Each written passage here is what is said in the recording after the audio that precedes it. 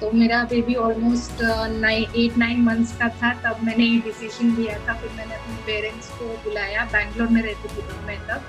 फिर मेरी मम्मी मेरे बेटे को संभालती थी और मैं जाके मतलब ऑलमोस्ट 12-13 आवर्स लाइब्रेरी में स्टडी सेंटर में जाके पढ़ती थी। तो इस बीच बीच में आके मेरे बेबी को देख के फिर से वहाँ पे जाके मैं ऑलमोस्ट मॉर्निंग 7 से 10 ओ क्लॉक तक तो पढ़ती थी, क्योंकि 18 डेज और 23 सब्जेक्ट्स थे मेरे पास पढ़ने के लिए। तो मुझे तब नामुमकिन लग रहा था। तो ऐसे लगता है ना कभी कभी कि नहीं हो रहा है, पढ़ाई नहीं हो रही है, क्यों पढ़ूं मैं, मतलब हस्बैंड तो जॉब कर ही रहे हैं, फिर मैं क्यों करूं। एक्चुअली सॉन्ग मुझे पहले कभी समझ में नहीं आया था। जब आपसे पढ़ा, आपके वीडियोस देखे मैंने, तभी मुझे एक्चुअल में सॉन्ग समझ में आया। अच्छा ये ऐसा है, ये ऐसे है। हाउसवाइफ जो है सबसे ज्यादा काम करती है पर उनको कोई वैल्यू नहीं करती। मेरे हस्बैंड मेरे बहुत बड़े, he is been the backbone मेरे जर्नी में। एग्जाम मेरा 10 बजे था और मैं सुबह 4 बजे उठ के रो रही थी कि मुझे एग्जाम नहीं देना है।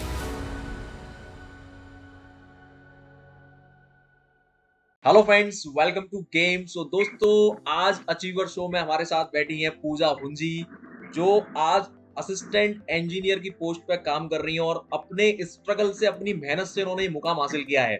और दोस्तों, आज का ये जो वीडियो है आपके लिए बहुत ज्यादा मोटिवेटिंग होने वाला है, क्योंकि पूजा हुंजी ने वो करके दिखाया है जो आज हमारे हिंदुस्तान की 90% मैं बोलूंगा कि विमेंस नहीं कर पा रही हैं। क्यों नहीं कर पा रही हैं, क्या रीजन है, मैं इतनी बड़ी बात बोल रहा हूँ, वो पूजा हुंजी आपको आज खुद बताएंगी अपने मुंह से।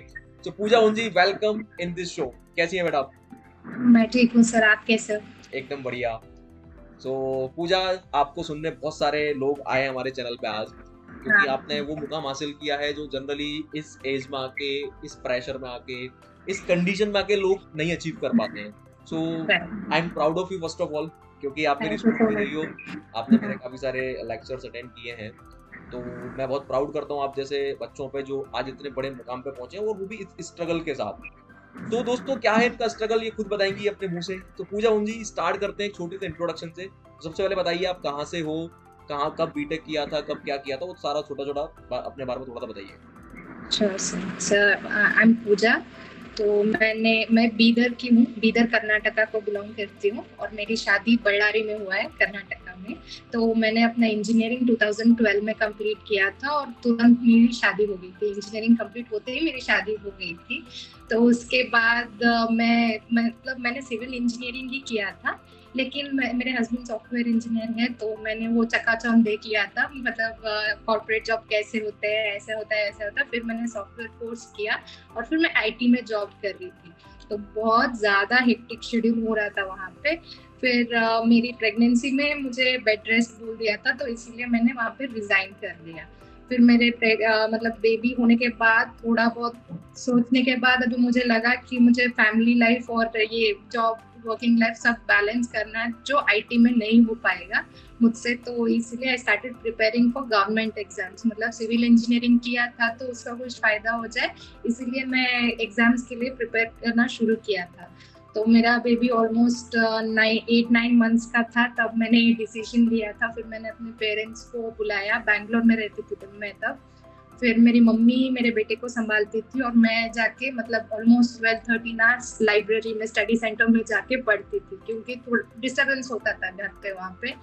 तो इस बीच बीच में आके मेरे बेबी को देख के फिर से वहाँ पे जाके मैं ऑलमोस्ट मॉर्निंग 7 से 10 ओ क्लॉक तक तो पढ़ती थी, क्योंकि मेरा गैप आ गया था बीच में।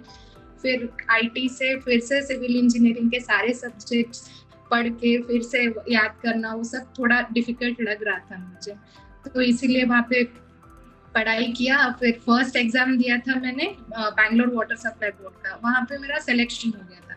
लेकिन मतलब ज्वाइनिंग प्रोसेस बहुत ज्यादा लेट हो रहा था। उसके बाद पैंडेमिक आ गया तो मतलब आईटी वालों को वर्क फ्रॉम होम अपॉर्चुनिटी मिल गया। तो हम लोग बैंगलोर से मेरे ससुराल शिफ्ट हो गए बಳ್ಳारी। तो वहाँ पे मेरा जॉइंट फैमिली है, ऑलमोस्ट हम लोग 30 मेंबर्स साथ में रहते थे। 30 तभी मेंबर। जाके हाँ, तो अभी वहाँ पे गई हूँ तो ऑब्वियसली मैं वहाँ की घर की बहू हूँ, तो मेरे ड्यूटीज भी होते थे उनकी तरफ, तो मुझे वो भी निभाना पड़ता था। फिर एग्जाम्स भी होते थे। तो मेरे हस्बैंड बहुत मोटिवेट करते थे मुझे तब कि थोड़ा सा टाइम निकालो, पढ़ो पढ़ो पढ़ो, लेकिन थोड़ा सा गैप आ गया था। फिर सडनली जब कोविड का फर्स्ट वेव खत्म हुआ, सडनली एग्जाम अनाउंस हो गया कि 1 मंथ में एग्जाम से वाटर रिसोर्सेज डेवलपमेंट था, और मैंने तो थोड़ा बहुत पढ़ाई नहीं किया था तब। फिर सब कुछ होने के बाद सिर्फ मेरे हाथ में 18 डेज थे सर। एक्चुअली मैं बताती हूँ, सिर्फ 18 डेज और 23 सब्जेक्ट्स थे मेरे पास पढ़ने के लिए। तो मुझे तब नामुमकिन लग रहा था। तो मैं यही बोलना चाहती हूँ ना, क्योंकि पहले इंजीनियरिंग में कैसे करती थी कि मैं पास होने के लिए पढ़ती थी, पर जब मैं गवर्नमेंट एग्जाम्स के लिए प्रिपेयर करना शुरू किया ना, तो एक्चुअली सॉन्ग मुझे पहले कभी समझ में नहीं आया था। जब आपसे पढ़ा, आपके वीडियोस देखे मैंने, तभी मुझे एक्चुअल में सॉन्ग समझ में आया। अच्छा, ये ऐसा है करते हैं, ये ऐसे है, तो इसकी वजह से मतलब ऐसे होता है, चाहे वो मोमेंट हो, चाहे वो स्ट्रेस हो, स्ट्रेन हो, सब कुछ भी हो। Actually I am very much thankful to you sir, क्योंकि सॉन्ग मतलब एकदम बेसिक सब्जेक्ट है। अगर सॉन्ग समझ में आएगा तो बाकी के सारे सब्जेक्ट समझ में आएंगे सिविल में। तो वो सब यूट्यूब से पढ़ाई किया, फिर थोड़े बहुत previous year question paper solve कर रही थी, तो उसकी वजह से थोड़ा बहुत कॉन्फिडेंस आ गया। लेकिन 18 डेज में मैंने जो पहले पढ़ाई किया था, मतलब समझ के पढ़ाई किया था इस बार, तो जो था वो मुझे बहुत यूजफुल हुआ मेरे एग्जामिनेशन में, और अच्छे से किया वो। Actually very much thankful to you sir, क्योंकि मैं बीच बीच में ना मतलब ऐसे लगता है ना कभी कभी कि नहीं हो रहा है, पढ़ाई नहीं हो रही है, क्यों पढ़ूं मैं, मतलब हस्बैंड तो जॉब कर ही रहे हैं, फिर मैं क्यों पढ़ूं। वो सब कुछ चल रहा था, और घर में भी बोलते थे कि क्या जरूरत क्या है काम करने की, मतलब हस्बैंड तो कमा रहे हैं, आपको क्या करना है। वो सब मतलब बहुत ज्यादा स्ट्रगल चल रहा था। फैमिली लाइफ बैलेंस करो, फिर बेबी को देखो, घर वालों को देखो, घर में जो फंक्शंस होते थे उसमें सब कुछ करके finally I achieved it sir. यही तुम्हारी सबसे अच्छी बात लगी मुझे, मतलब how did you manage all this, like कि 30 मेंबर की फैमिली है, बच्चा भी है वो। अच्छा, एक बात बताओ, तुमने बताया मुझे अभी कि लाइक 12 घंटे तुम बाहर रहती थी, हाँ, और छोटा बेबी भी, हालांकि आपकी मम्मी जी संभालती थी उसे, बट स्टिल एक माँ का एक प्यार ही अलग होता है बच्चे के प्रति। तो कैसे मैनेज किया, मतलब क्योंकि यही सबसे बेस्ट, मतलब मैं बोलूंगा कि यही सबसे बड़ा सेक्रीफाइस था तुम्हारा, जो मुझे लगा अभी तक की तुम्हारी जर्नी में, कि अपने बच्चे को भी आपने मतलब अपने एम के लिए थोड़ा सा कहीं ना कहीं सेक्रीफाइस किया। और अनडाउटली आज आप भी कमा रही हो, आपके हस्बैंड भी कमा रहे हो, तो आप बेटर फ्यूचर अपने बच्चे को दे पाएंगे, ये मेरी ब्लेसिंग आपके लिए है। लेकिन ये कैसे कर लिया, मतलब ये मैं जानना चाहता हूँ। और जितने भी हमारी वीडियो को जितनी भी लेडीज इस वक्त देख रही है, या कोई लेडीज जो हमारी फीमेल स्टूडेंट है वो देख रही है, तो उसके लिए बहुत ही मोटिवेटिंग स्टोरी है आपकी। क्योंकि मैं खुद इंस्पायर हो गया कि भाई 20 मेंबर की फैमिली, 20-30 मेंबर की फैमिली प्लस रिश्तेदारों को भी देखना है, फैमिली फंक्शंस भी देखना है, तो ये बहुत बड़ा टास्क था। मैनेज कैसे किया आपने? वही मतलब पहले तो पढ़ाई हुआ था जब बैंगलोर में थी, उसके बाद 2 साल के लिए ससुराल में फिक्स हो गई थी मैं वहाँ पे। तब क्या होता था सर, मैं ऑलमोस्ट मॉर्निंग 4:30-5 o'clock उठती थी। तो हमारा घर बहुत बड़ा है, 30 लोगों का घर, मतलब आप समझ सकते हो बहुत बड़ा है। वो सब कुछ मैं पूरा काम ऑलमोस्ट 6:30 तक कर देती थी। उसके बाद मैं अपना टाइम लेके पढ़ाई करती थी वहाँ पे। पर बेटे का ऐसा ही है ना कि मतलब हमेशा से थोड़ा वो ठीक थी, मैं पढ़ाई में अच्छी थी, तो मेरे हस्बैंड को वो पता था कि वो पहले से मुझे मोटिवेट कर रहे थे, मतलब घर पे मत बैठो। वो क्या होता है ना सर कि हाउसवाइफ जो है सबसे ज्यादा काम करती है, पर उनको कोई वैल्यू नहीं करे। तो मेरे हस्बैंड वही बताते हैं, you are a good wife, पर काम करो तभी लोग तुम्हें वैल्यू देंगे। क्योंकि 5 रुपए भी कमाओगे, फिर भी मतलब थोड़ा सा काम करोगे, फिर भी वो दिखता है। लेकिन हाउसवाइफ जितना भी करे वो मतलब कि किसी को नहीं दिखता है। तो मेरे हस्बैंड मेरे बहुत बड़े, he is been the backbone मेरे जर्नी में। मतलब कभी भी मैं बोलूं कि रात के 10-10:30 बजे ऐसा कोई प्रिंट आउट चाहिए, ऐसा कोई जेरोक्स चाहिए, मैं ऑनलाइन नहीं पढ़ पा रही हूँ या ऑनलाइन देख देख के मेरी आंखें थक गई, हमेशा जाते थे, उनके फ्रेंड का शॉप था तो उसे बुलाते थे और प्रिंट आउट लेके आ जाते थे रात के 10 बजे, 10:30 बजे, 11 बजे भी वो। So he is been my backbone throughout this. और फिर हमें हाँ, तो और हमेशा मुझे वो एक ही बात समझाते थे, अभी तो इंडिया में देख रहे हैं ना कि मतलब एक सैलरी से ज्यादा कुछ नहीं हो पाता है, तो we wanted to give the best to my son sir. हम लोग वो सोच के मैंने वही किया था कि मेरा बेटा मतलब आगे जाके कोई पढ़ाई करना चाहता है, वो कुछ भी हो, तो वो लोन के नीचे ना दबे और हम लोग उसको बेस्ट ऑफ द बेस्ट सब कुछ प्रोवाइड कर सके। तो हस्बैंड हमेशा वही बोलते थे कि अभी का सैक्रिफाइस मत देखो, मतलब थोड़े थोड़े सालों के बाद जब तुम अच्छे पोजीशन में रहोगी तो तुम्हारे मतलब बेटे का वैल्यू कुछ और रहेगा, तो वो देखो तुम्हारे बेटे जो भी करेंगे अपने बच्चे के लिए करेंगे, तो बच्चे का फ्यूचर मतलब अच्छा हो जाएगा, तो व्हाई नॉट, तो कर लो, ऐसे बोल रहे थे। तो कर लिया सर, मतलब थोड़ा बहुत हो रहा था, बहुत ज्यादा प्रॉब्लम हो रही थी क्योंकि सब कुछ देख के सब कुछ ये करने के बाद जो लास्ट 18-20 डेज मेरे पास टाइम बचा था, फिर मैं अपने मम्मी पापा के पास चली गई और ऑलमोस्ट 20-22 आवर्स पढ़ती थी मैं तब। तो 18 डेज में एक्चुअली मैं बताऊंगी, मतलब मेरा ऐसा है ना, वो माइंडसेट ऐसे रहता है कि हम लोग हमेशा यही सोचते हैं ना कि अच्छे से पढ़ाई किया है तो ही जाके एग्जाम देंगे, वरना हम एग्जाम्स ही नहीं देंगे, क्योंकि वो स्ट्रिंजेंट माइंडसेट से हम लोगों को बाहर आना चाहिए। मैं सबको यही बताऊंगी, क्योंकि एग्जाम मेरा 10 बजे था और मैं सुबह 4 बजे उठ के रो रही थी कि मुझे एग्जाम नहीं देना है क्योंकि मैंने अच्छे से पढ़ाई नहीं किया है। तब जाके मेरे हस्बैंड ने मुझे यही बोला है कि तुम्हें पास नहीं होना है, बस जाओ क्वेश्चन पेपर देखो कैसे क्वेश्चंस आ रहे हैं, एटलीस्ट वो तो पता चल जाएगा, फिर वापस आ जाना, कुछ भी मार्क भी मत करना OMR शीट में, तुम्हें अच्छा नहीं लगे तो वापस आ जाना। लेकिन उसी से मैं फिर गई एग्जाम में, तो मैं इस बार समझ के पढ़ा था, तो मैंने जो भी पढ़ा था पहले 1 साल पहले भी वो सब कुछ याद आ रहा था मुझे, तो मैंने आपसे सॉम FM सब कुछ पढ़ा था सर, तो मैक्सिमम क्वेश्चंस थे, तो मैं मार्क करके आ गई। फिर मैंने उसके बारे में सोचा नहीं, एक्चुअली रिजल्ट जब आएगा तो तब आएगा, उतना ज्यादा कॉन्फिडेंस नहीं था इस बार, लेकिन मेरा सिलेक्शन हो गया, फर्स्ट लिस्ट में 6th नाम मेरा था, तो बहुत खुशी हो गई थी। मतलब उसी सेम एग्जाम में जिसको आप देने नहीं जा रही थी उसी में सिलेक्शन हुआ? हाँ, उसी में सिलेक्शन हो गया। बहुत बढ़िया। तो इसमें 2-3 बातें निकल के आई। एक तो ये कि आपने सैक्रिफाइस किया अपने बेटे के लिए। हाँ। एक माँ का, वो भी 8 महीने का बेटा, तो उससे दूर रह के पढ़ाई करी आपने और अपने मुकाम को हासिल किया, बहुत बड़ी बात है। तो जितने भी हमारी फीमेल कैंडिडेट इस वीडियो को देख रही हैं, तो देखिए प्रॉब्लम्स आती हैं, सबके साथ प्रॉब्लम्स आती हैं। पूजा के साथ भी प्रॉब्लम्स आई हैं दोस्तों, लेकिन उसने रास्ता चूज किया कि नहीं मुझे करना है और करके दिखाया। और अनडाउटली इसमें मैं आपके हस्बैंड को सैल्यूट करूंगा, जिन्होंने आपको बहुत अच्छा सपोर्ट किया है, क्योंकि डेफिनेटली एक शादीशुदा औरत के लिए सबसे बड़ा सपोर्ट उसका हस्बैंड ही होता है। दुनिया एक तरफ हो, लेकिन अगर हस्बैंड साथ में खड़ा है ना, तो औरत कुछ भी कर सकती है, मेरा ये मानना है। तो उनको मेरी तरफ से जरूर मतलब सैल्यूट दीजिएगा। पूजा, ये तो चलो आपके स्ट्रगल की बात हो गई, ये बहुत अच्छा है कि आपने मतलब डिसीजन लिया और किया।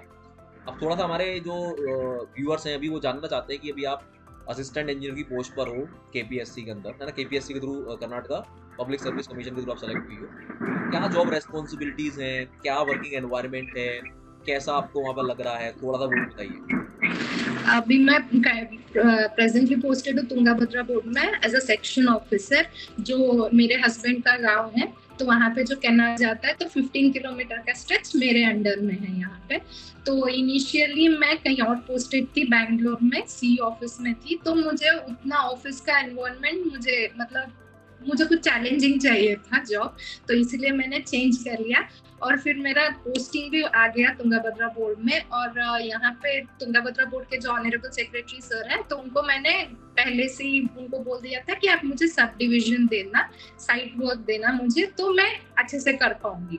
तो उन्होंने मतलब ट्रस्ट किया मेरे पे, तो फिर दे दिया, मतलब पोस्टिंग आ गया। फिर उसके बाद यहाँ पे ना सारे ऑल आर वर्किंग मैन, तो यहाँ पे जितनी भी लेडीज आई हैं सिंस 1954, वो सिर्फ ऑफिस वर्क करती थी। तो इनिशियली सब ने बहुत रेजिस्टेंस दिखाया कि लड़की वो नहीं कर पाओगी, कैनाल स्ट्रेच में पानी जितना आंध्रा बॉर्डर तक पहुंचना चाहिए, आंध्र प्रदेश बॉर्डर तक, वो पहुंचते समय मतलब इलीगल पाइप्स वगैरह रखते हैं, तो वहां से पानी का चोरी होता है, वो सब कुछ होता है, तो बहुत ज्यादा मॉनिटरिंग करना पड़ता है। तो 100 फार्मर्स आ जाएंगे तुम्हारे साथ लड़ेंगे, वो सब कुछ तुम कैसे मैनेज कर पाओगे, वो सब नहीं होगा, लड़की से कभी नहीं हुआ है बोर्ड में, तो हम तुमको नहीं देंगे, we will offer you the office job, तो आप वहाँ पे जाके कर लेना।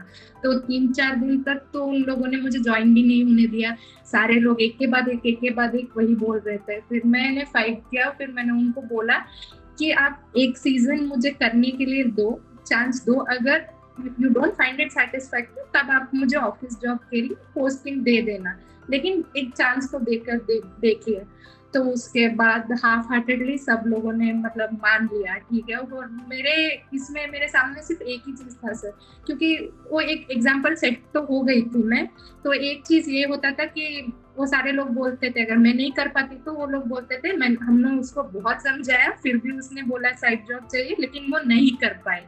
और दूसरा यही था कि एटलीस्ट मैं अगर कुछ कर दिखाऊंगी इस बार, तो एटलीस्ट लड़कियों के लिए डोर्स तो ओपन हो जाएंगे तुंगाभद्रा बोर्ड के, देखेंगे। तो उसके बाद मैंने मार्च 24 को मुझे मेरा फर्स्ट साइट हैंड ओवर कर दिया गया था। उसके बाद मैं रात के 12-1 बजे भी कैनाल पे जाती थी। तो सुबह तो जाती ही थी, तो मैं रात के 12-1 बजे तक कैनाल में रुक के और मैं वहां पे देखती थी कि कोई थेफ्ट नहीं हो रहा है, वो सब कुछ हो रहा है, और जितना भी मेरे सेक्शन से पानी जाना चाहिए उतना तो टेलीमेट्री में रिकॉर्ड हो रहा था। तो उसके बाद मेरे सेक्रेटरी, ऑनरेबल सेक्रेटरी साहब बहुत खुश हुए थे, और first time in the history उन्होंने हमारे व्हाट्सएप ग्रुप में जब हम लोग अपना फोटोज अपना रिपोर्ट सेंड करते हैं टाइम टू टाइम, तो उन्होंने थम्स अप दिया था उसके बाद। तो इमीडिएटली सब कुछ हुआ। और फिर यहाँ पे एक इम्पोर्टेंट ब्रिज वर्क चल रहा है एक्चुअली। तो वहाँ पे ऑलमोस्ट 100 मेन है और मैं अकेले सुपरवाइज करती हूँ उन सब लोगों को। तो ये भी एक्चुअली एक अचीवमेंट ही हुआ है। तो since 1954 I am the only lady who has gone to site canal section पे। 1954 from the establishment of Tungabhadra। You are setting an example actually। ये बहुत जरूरी है ये हमारे देश की थोड़ी विडंबना भी रही है थोड़ा सा, जो एक मेल डोमिनेटिंग बोला जाता था। खैर जो भी है, इसमें हम बात करें तो बहुत बड़ा फैक्टर बन सकता है, but still you proved yourself कि यस लेडी भी कर सकती है, अगर उसको अपॉर्चुनिटी दी जाए वो भी कर सकती है। तो ये बहुत अच्छी बात है पूजा, और बहुत गर्व है मुझे आप पे, आपके अचीवमेंट के लिए, क्योंकि आप जैसी लेडीज की जरूरत है हमारे देश को, है ना। हाँ, तो मैं वही बोलना चाहूंगी ना, लड़कियों के लिए, लड़कियां हो या लड़के हो। मतलब अभी जो मेरे बैच में है ना सर, ऑलमोस्ट 80% मेरे से कम उम्र वाले हैं सब। तो मैं हमेशा यही बोलना चाहूंगी ना कि हार्ड वर्क करेंगे ना, थोड़ा सक्सेस डिले चाहे हो जाए, लेकिन सक्सेस तो मिल ही जाएगा। हाँ, तो हार्ड वर्क करते रहो। और बीच बीच में ना हम लोग जब डिमोटिवेट हो जाते हैं, तो तब तो मैं अपने इससे बताऊंगी कि मैंने पढ़ना बंद कर दिया था। तो वो गलती ना करे कोई भी। कंटिन्यूअसली अगर हम लोग टच में रहेंगे ना सब्जेक्ट्स के, क्योंकि हमारे केपीएससी में भी ऑलमोस्ट 2 years लग गया हमारा पूरा प्रोसेस, एग्जाम नोटिफिकेशन से एग्जाम का रिजल्ट आने में और हमारा ज्वाइनिंग होने में 2 साल निकल गए। लेकिन इसके बीच में भी जो भी एग्जाम्स आते हैं ना, हम लोगों को अटेंड करना चाहिए।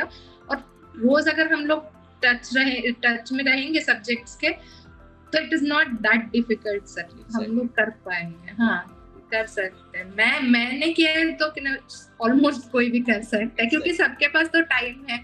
जब वो भी देखना पड़ता था, ये भी देखना पड़ता था। कितने बार तो मैं रोती थी कि मेरे बेटे का बचपन मैं मिस कर रही हूँ, मतलब कुछ भी याद नहीं रहेगा, मैं सिर्फ अपने बुक्स के साथ रह गई और वो बड़ा हो गया, ऐसे लग रहा था।